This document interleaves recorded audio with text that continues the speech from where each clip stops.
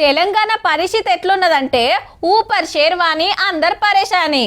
హావు మళ్ళా కొత్త రాష్ట్రం, ధనిక రాష్ట్రం, బంగారు తెలంగాణ అని 10 ఏండ్లు పాట పాడినరు.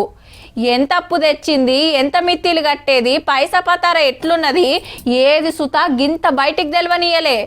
ఏమంట సర్కార్ మారిందో ఒక్కొక్కటి బయటికి రాబట్టే. అందులో కొన్ని ఇప్పుడు మీరినేటి సమ్మెకు సై అంటురు కదా ఆర్టీస్ అన్నలు.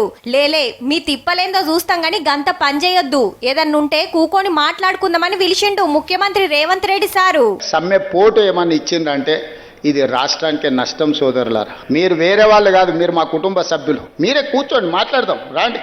మంత్రితో మాట్లాడండి, శాఖలు అందరిని పంపిస్తా, నేను కూడా కూర్చుంటా. వాళ్ళతో మాట్లాడినాక నా దగ్గర రండి, ఎట్లా చేద్దామో చెప్పురు. ఆమ్దానిలో పుట్టిన తెలంగాణను అప్పుల పాలు చేసిండ్రు. అవి కట్టలేక కొత్త పథకాలు పెట్టలేక మస్తు తిప్పలైతంది. అయినా ఒకదానని కోటి వేస్తున్నామనికొచ్చిండు.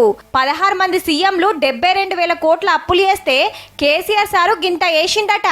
ఒక వ్యక్తి, ఒక కుటుంబం, ఒక పార్టీ 10 ఏళ్లలో 8,29,000 కోట్ల రూపాయలు అప్పు చేసి ఇక ఏలువాడిలకు వచ్చినాక ఈ సారు తెచ్చిన అప్పెంతంటే 1,58,000 కోట్ల రూపాయలు అప్పు చేస్తే 1,52,000 కోట్ల రూపాయలు ఆయన చేసిన అప్పులకు అసలుకు మిత్తికి కట్టాల్సి వచ్చింది. సర్కార్ల పైసల పరిస్థితి గిట్లుంది కాబట్టి 4 వద్దులు ఎట్లనో గట్ల చదువుకోవాలని కోరిండు.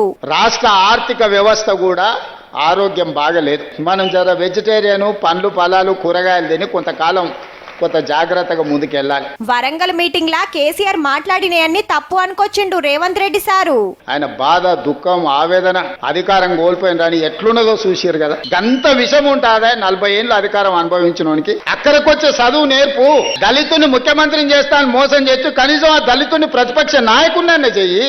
ఎవరెట్లా అడ్డం పడ్డా చెప్పినయన్ని వేస్తాం, మళ్ళా పక్కా గెలుస్తామన్నాడు. Telangana is number 1. Telangana is rising తెలంగాణని ఎవడు ఆపలేడు. ఎవడైనా ఆపాలనుకుంటే వాళ్ళ కాళ్ళు, వాళ్ళ కళ్ళు, వాళ్ళ చేతులు కాలిపోతాయని తెలియజేస్తూ మీ అందరి దగ్గర సెలవు తీసుకుంటాను.